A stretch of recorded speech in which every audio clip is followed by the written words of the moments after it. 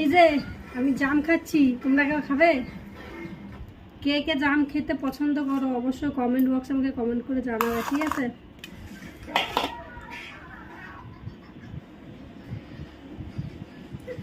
আর ওই যে ট্রেনের ভিডিওটা আমি বানিয়েছি হাত বাড়িয়ে, তো অনেকেই কমেন্ট করে আমাকে বলেছে বোধ ওইভাবে মানে ট্রেন থেকে হাত বাড়িয়ে ভিডিও বানানোটা ঠিক না। তা তোমরা সত্যিই বলেছো, ঠিক আছে? ওইভাবে আর কোনোদিনও বানাবো না, কারণ মানুষের বিপদ হতে বেশিক্ষণ লাগে না। একদম ঠিক কথা।